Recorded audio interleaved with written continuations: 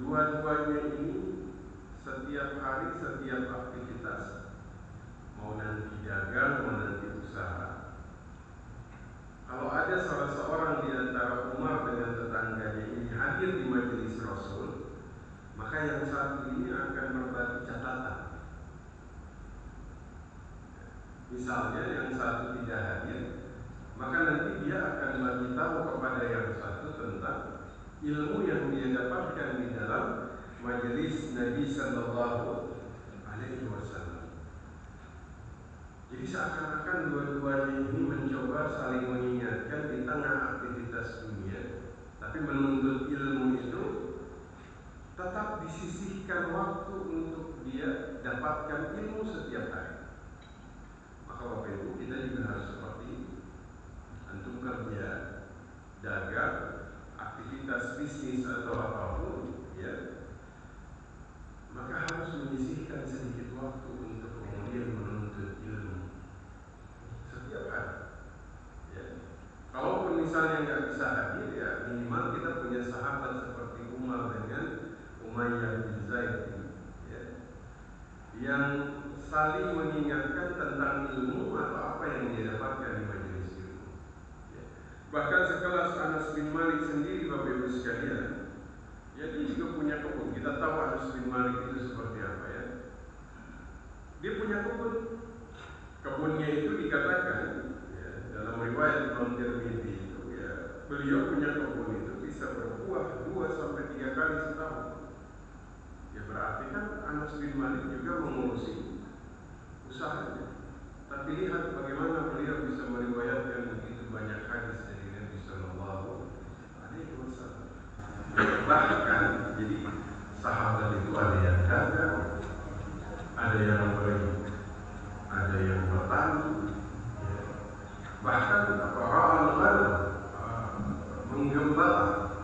menggembala ternak itu banyak dilakukan oleh sahabat. Bahkan para nabi itu banyak jadi penggembala. Ya'jabu rabbuka min ra'i ghanami fi ra'si shadhiyatil jabal yu'adhdhinu bis-salati wa yusalli fa yaqulu Allah 'azza wa jalla unzur ila 'abdin hadha. Jadi kata Rasulullah itu, Allah itu takjub dengan penggembala kambing yang menggembalakan kambingnya di puncak-puncak bukit. Ya. Ketika dikumandangkan azan salat, dia langsung mendirikan salat. Ya.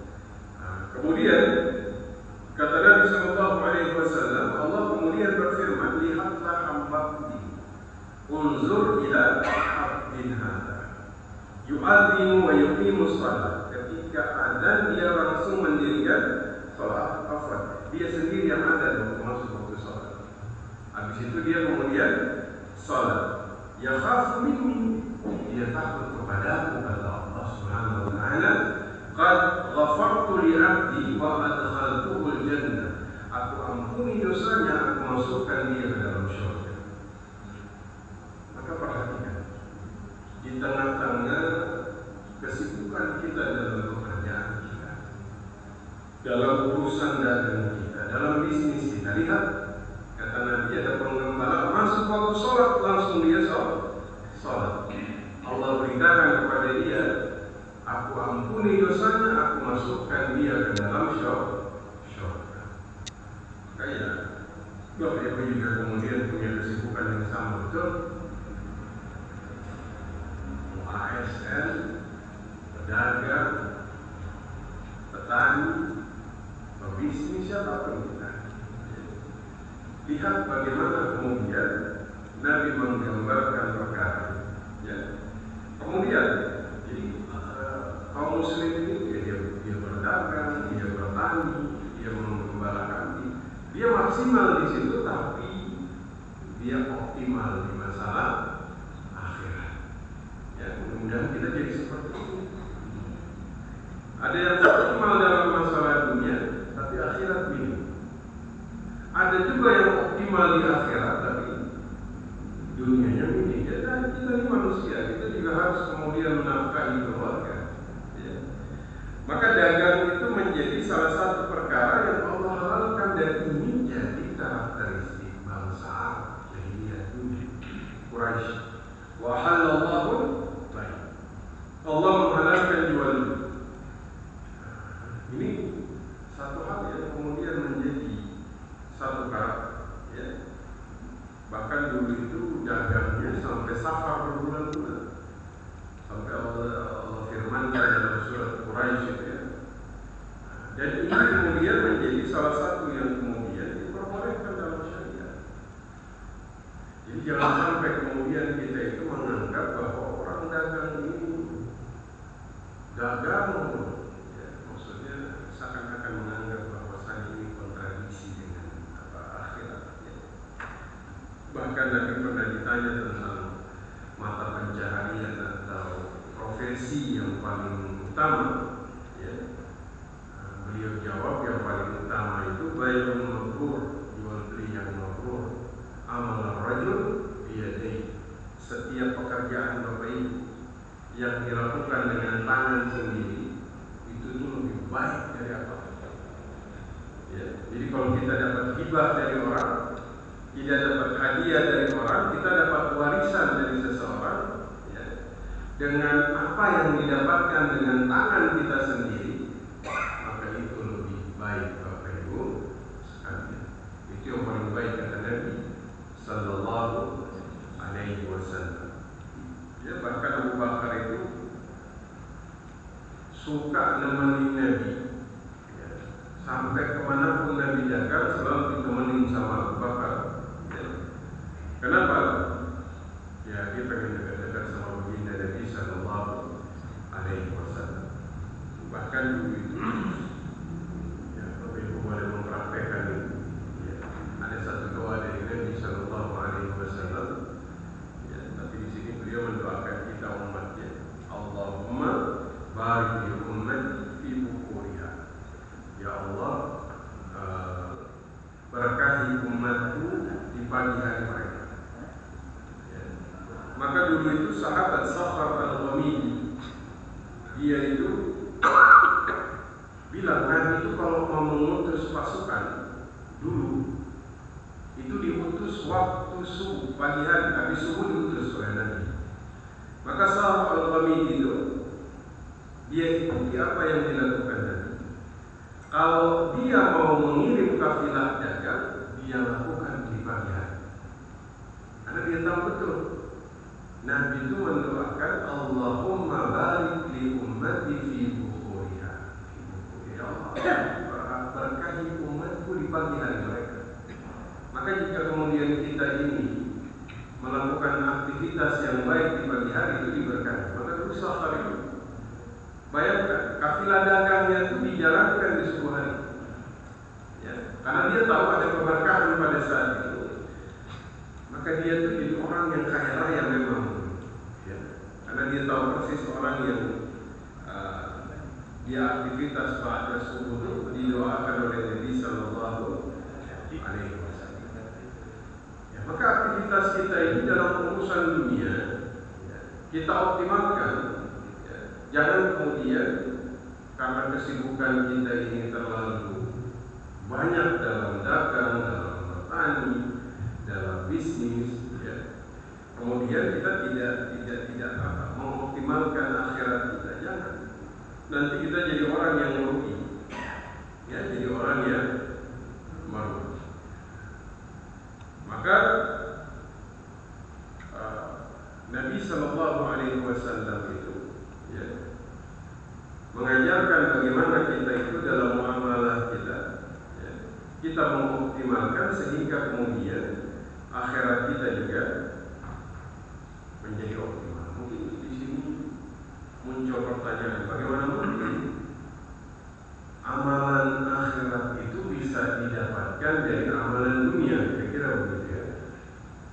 Bagaimana caranya seseorang itu dia bisa kemudian mendapatkan kebaikan akhirat tapi melalui amalan dunia? Maksudnya itu melalui muamalah pekerjaan dia, ya. Bukankah amalan akhirat ini didapatkan melalui amalan akhirat? Kira-kira begitu. Bagaimana mungkin amalan amalan dunia ini bisa kemudian membuat seseorang mendapatkan amalan akhirat. Nah, dari Abu Hurairah radhiyallahu taala, baina rajulin bi fulatin min ardi fa sama'a sautan fi sahabati. Jadi ada seseorang itu, dia ada di padang pasir, ya, ada di padang pasir. Kemudian tiba-tiba dia dengar suara. Suaranya ini dari awan. Isqi hadiqatal fulan, sirami kebunnya si fulan. Itu suara yang kedengaran saat. Fatanaha dzalika sahabu ayyi tuwajjah. Kemudian awan ini tiba-tiba dia ikutin suara itu, pergi ke kebun yang kemudian diperintahkan suara itu untuk dia untuk disirami saat. Fa'afragha ma'ahu fi harratil ardh. Langsung awan ini dia turunkan hujan ke kebunnya orang tersebut. Ya. Kemudian Bapak Ibu sekalian, ini orang penasaran. Ini yang punya kebun ini siapa? Kok bisa awan itu dia jalan, dia berhenti di kebun dia, turun air, sementara yang lain itu enggak kena. Artinya yang lainnya itu enggak diturunkan. Ya. Nah, dan ini diceritakan langsung oleh baginda Nabi Sallallahu Alaihi Wasallam. Akhirnya apa yang terjadi? Ya. Dia ketemu yang punya kebun, dia tanya, ya Abdullah, masmu, hai Abdullah, hamba Allah. Ya. Dulu tuh orang kalau nggak tahu nama manggilnya Abdullah. Abdullah itu artinya hamba Allah. Kalau nggak Abdullah, fulan. Ya. Fulan. Siapa namamu? Fulan, kata dia. Ya, namaku fulan. Ya. Kemudian yang nanya ini dia bilang, inni sami'tu sautan fi sahabil ladhi hadha ma'uhu. Ya. Dia bilang apa? Saya dengar apa? Jadi Nabi cerita waktu tadi awan itu diperintahkan turun di kebunnya fulan, kebetulan namanya dia ini disebut. Jadi dia ingin memastikan apakah betul kebun ini sesuai dengan perintah tadi. Wahai awan, turunkan hujan di kebunnya si fulan. Waktu dia tanya, masmu, ternyata namanya sama dengan yang dia dengar tadi. Ya, Masya Allah.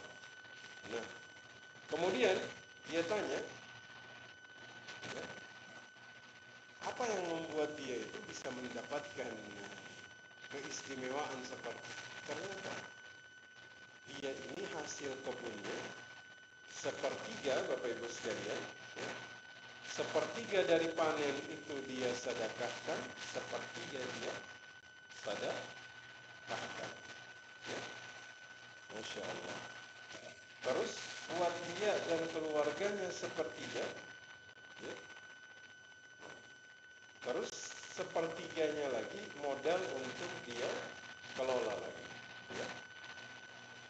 Yang mana sepertiga itu untuk fakir miskin, untuk orang yang meminta-minta, dan untuk musafir yang kehabisan makan.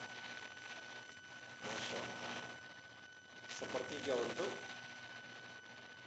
dia dan keluarganya. Ya. Terus sepertiga lagi buat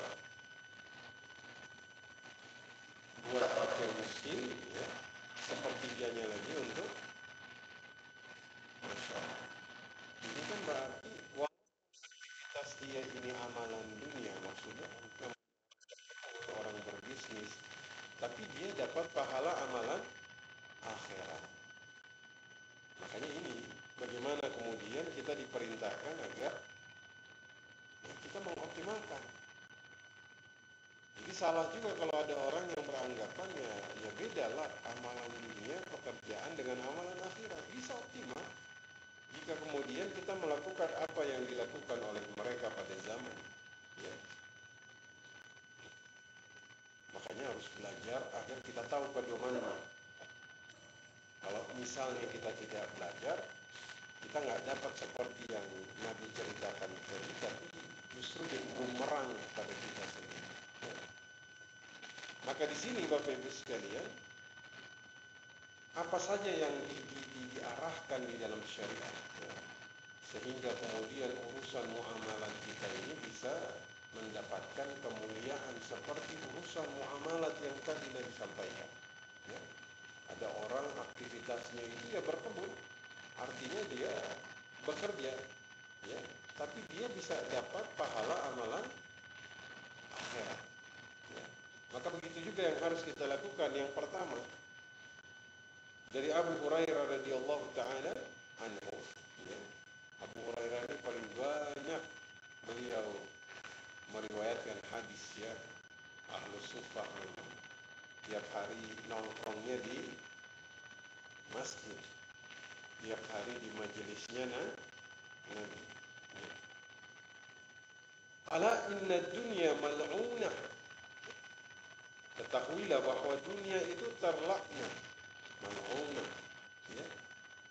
Mal'unun ma fiha, terlaknat pula apa yang ada di dalamnya, illa zikrullah, ya. Kecuali zikir kepada Allah, wa ma wala, wa alimun aw muta'allimun. Masya Allah. Kecuali zikir kepada Allah dan segala amalan yang mendekatkan seseorang kepada Allah, serta orang yang berilmu dan menuntut ilmu. Masya Allah. Kecuali apa? Zikir kepada Allah, amalan yang mendekatkan kepada Allah, alim, dia berilmu atau dia menuntut ilmu. Ya. Oleh sebab itu maka Bapak Ibu sekalian, ya, kenapa dikatakan mal'unah? Bukan berarti kita bekerja itu terlaknat karena mencari dunia, enggak. Tapi perkataan Nabi ini bahwa memang hal yang bisa bikin manusia itu jauh dari Allah itu termasuk diantaranya perkara dunia. Ya. Makanya illa, kecuali zikir kepada Allah, amalan yang mendekatkan, menuntut ilmu atau berilmu. Makanya kita ini dalam kesibukan apapun, jangan pernah melupakan yang namanya zikir. Jangan pernah melupakan yang namanya menuntut ilmu. Inilah penawarnya. Inilah penawarnya Bapak Ibu. Kalau ada orang yang tidak melakukan ini, maka dia kehilangan penawarnya. Sudah, dia terseret sudah.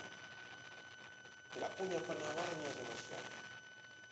Makanya kita tuh sebisa mungkin Bapak Ibu, ada waktu yang disisihkan untuk apa? Untuk menuntut ilmu. Ya. Ada waktu yang disisihkan untuk apa? Untuk zikir setiap hari, agar ini menjadi penawar dalam aktivitas dunia kita. Ya. Ini jadi penawar betul dalam muamalah. Ya. Oleh sebab itu, maka Bapak Ibu sekalian, ya, zuhud ini apa? Kita tuh tidak terlalu, hati kita ini tidak terlalu mencengkram dunia ini dengan cengkraman yang begitu keras. Ya, azhad fid dunia, kata Nabi, zuhudlah terhadap dunia. Ya. Harta itu hanya dianggap seperti keledai yang untuk dia pakai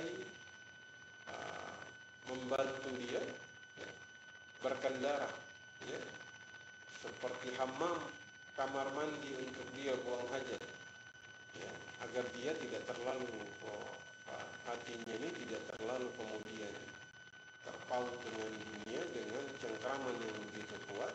Ya. Meskipun kita ini kerja, kita ini bisnis, tapi hati kita tetap zuhud Bapak Ibu sekalian. Makanya Imam Ahmad pernah ditanya, Tuan Imam, bisakah orang zuhud ketika dia memegang 1000 dinar? Ya, 1000 dinar itu berapa rupiah? 1 dinar 4,25 gram. Emas 1 gram 1,5 juta. Cuma 1,5 juta kali 4 6 6 ya. 6 juta kali 1.000 berapa itu? 6 miliar ya. Beliau ditanya, bisa nggak orang zuhud dengan 6 miliar di tangannya? Jadi zuhud itu memang hanya bisa dipraktekkan ketika kita punya banyak duit, Pak. Kalau nggak punya duit, kita nggak bisa bilang, ya saya zuhud, nggak bisa. Zuhud itu amalan yang hanya bisa dipraktekkan orang yang sudah megang dunia. Artinya duitnya banyak. Kalau kagak punya duit, kita nggak bisa bilang ana zuhud, nggak bisa. Karena zuhud itu justru bisa diamalkan. Makanya kan ditanya Imam Ahmad, ya Tuhan Imam, kaifa, bagaimana cara zuhud orang yang menggenggam 1.000 dinar, 1.000 dinar? Kata beliau, bisa. Zuhudnya orang seperti ini, ketika hartanya nambah, dia nggak bahagia. Ketika hartanya berkurang, dia nggak sedih. Itu zuhud. Masya Allah. Kita kurang terus lah. Jadi kalau yang banyak itu zuhud. Kalau yang kurang terus sabar. Ya. Artinya semua solusinya itu ada. Ya. Maka perintahnya ini zuhud, Bapak Ibu sekalian. Ya. Zuhud. Ya, kalaupun misalnya kita dengan aktivitas kita, dengan pencapaian kita, tetap zuhud. Ya. Sehingga nanti kita tidak terlalu terbawa dalam arus dunia. Ya. Yang keberapa izin ini? Jadi kita ketemu tahun depan.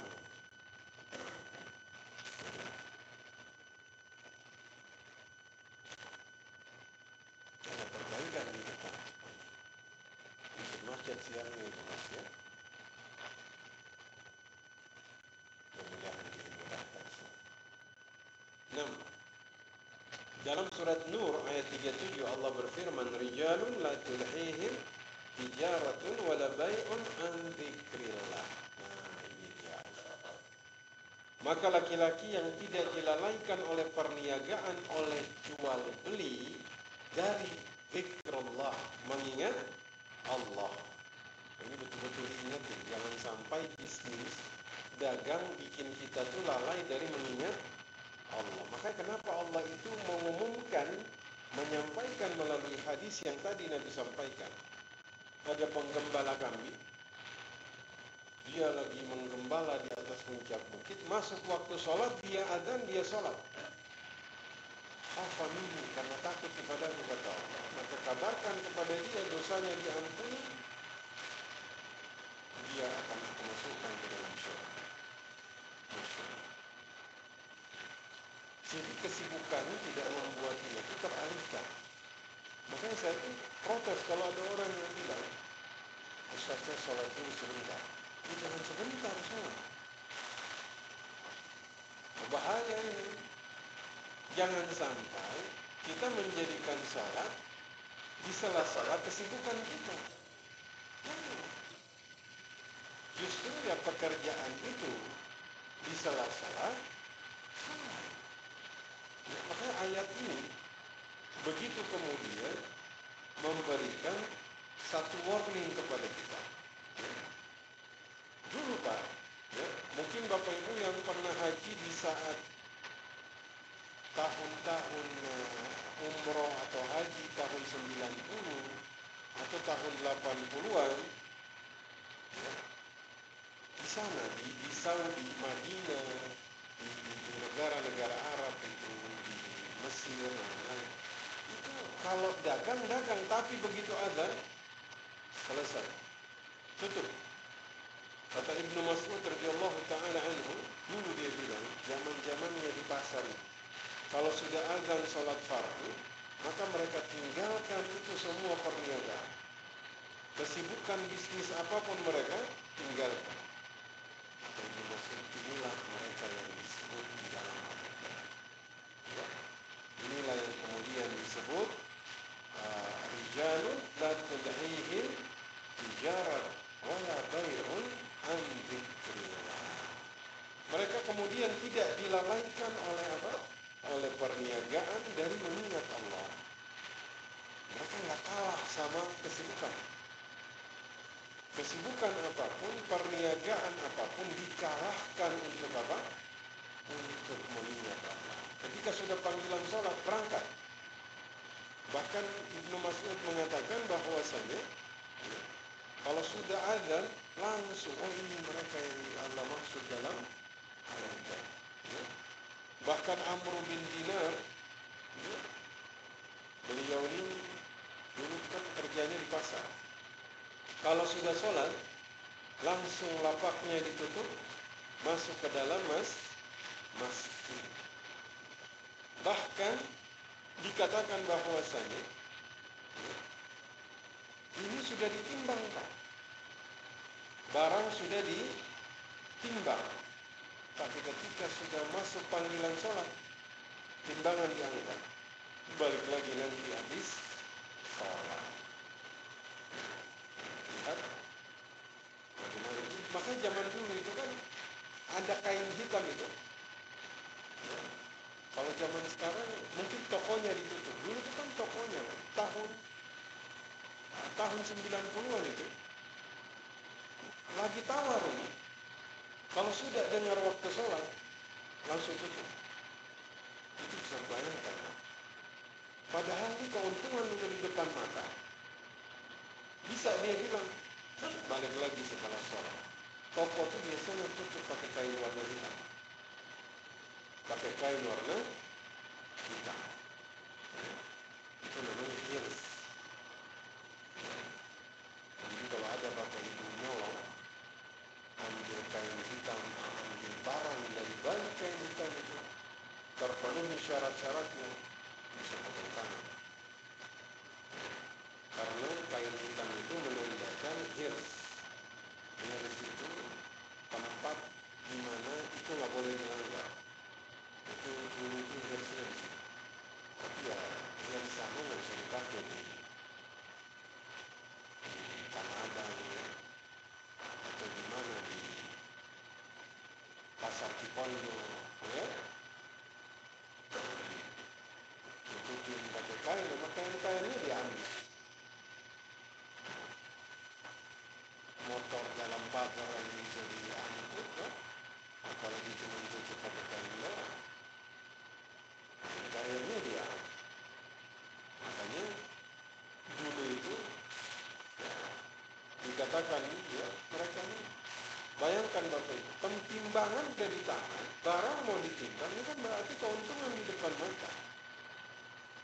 Makanya kita dalam aktivitas apapun, antum sebagai apapun, mau antum PNS, mau antum jadi apa, pebisnis, mau antum jadi pedagang, jadi apapun silahkan, tapi ingat, jangan pernah itu melalaikan kita dari zikir kepada Allah. Ya. Ada orang yang namanya disebut dari balik awan, kebunnya disiram. Ternyata dia itu sepertiga untuk fakir miskin, sepertiga untuk dia, sepertiga untuk Allah. Masya Allah. Ini namanya amalan dunia, tapi pahalanya amalan akhirat.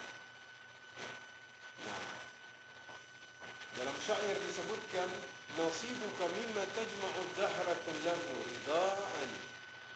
rida'ani tulwa fihima wa hanun.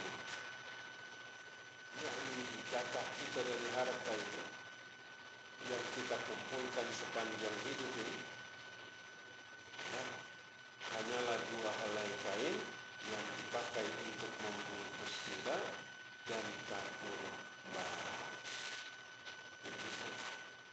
Ya. Makanya dalam syair disebutkan hiyal qana'atu la tabghi biha badalan fiha. Ya. هي القناعة لا تبغي بها بدلا فيها النعيم وفيها راحة البدن انظر لمن ملك الدنيا بأجماعها هل راح منها بغير القتل والكفى. Masya Allah. Qanaah, jangan harapkan yang lain. Apa maksudnya? Karena dalam qanaah terhadap kenikmatan dan terdapat ketentraman badan. Lihatlah kepada orang yang menguasai segenap dunia secara keseluruhan. Apakah pergi meninggalkan dunia dengan selain kain kafan dan kapas? Masya Allah. Biasa. Mudah-mudahan kita diberikan kemudahan dalam urusan dunia dan akhirat kita. Amin ya rabbal alamin. Jadi Bapak Ibu sekalian, apapun pekerjaan kita dalam urusan dunia dan akhirat, kita optimalkan untuk kebaikan di jalan Allah. Lalu kita nggak bisa seperti Abu Hurairah. Betul. Abu Hurairah itu kan setiap hari di masjid, Pak. Setiap hari di kerjaannya tuh udah menuntut ilmu terus. Udah nggak ada yang lain. Dia berzikir, dia menuntut ilmu, ya. Semua perkara setiap hari di dalam masjid. Makanya kan Abu Hurairah itu ketika dia mengatakan, ya orang-orang Madinah semuanya sibuk dengan dagang mereka, dengan bisnis mereka. Ya, saya sibuk untuk kemudian menghafal hadis perkataan Nabi. Saya sibuk duduk di majelis Nabi. Ya. Saya sibuk untuk kemudian menghafal nasihat-nasihat yang Nabi sampaikan. Ya. Namun kan Bapak Ibu sekalian, ada orang bisa melakukan seperti Abu Hurairah. Ada kecuali duitnya udah depositonya sudah 1 triliun, ya kan? Anak-anaknya sudah, pokoknya sudah aman sudah. Ya. Istrinya udah tenang, udah nggak teriak-teriak lagi. Duitnya udah banyak, yang bisa melakukan itu cuma itu. Betul. Sementara kan ya kita paham, kita ini harus punya kewajiban nafkah kepada keluarga kita. Makanya kita tetap, ya, apapun kesibukan tetap menuntut ilmu. Ya. Antum menuntut ilmu, tapi ingat harus seimbang juga nafkah untuk anak istri dan keluarga. Ya. Kita nggak bisa seperti Abu Hurairah yang 24 jam dia bilang, ya anak ini ahli sufa, anak tinggal dalam masjid, anak duduk sama Nabi di kala yang lain lagi pada dagang, yang lain lagi pada sibuk sama ziraah, pertanian, yang lain lagi pada sibuk sama tijarah, dagang. Anak duduk samping Nabi. Bahkan ketika Nabi mengatakan barang siapa yang kemudian duduk di majelis, ya, kemudian setelah itu dia melipat sajadahnya, maka dia akan menghafal semua perkataan itu. Kata Abu Hurairah, ana lakukan semua. Makanya wajar beliau hafal dengan dibuat hadis. Tapi apakah kita bisa seperti ini? Betul. Kecuali itu seperti itu yang beliau bangun masjid kedua terbesar di Arab Saudi. Masya Allah, siapa nanti ada masjid itu sama megah kedua setelah Masjidil Haram. Beliau wakaf itu satu kompleks pengukuhan besarnya itu diwakafkan semua. Sulaiman Ar-Rajhi itu pengusaha Arab Saudi yang iya, boleh punya Bank Ar-Rajhi juga. Udah ditutup. Dia tutup itu semua, dia wakafin hartanya.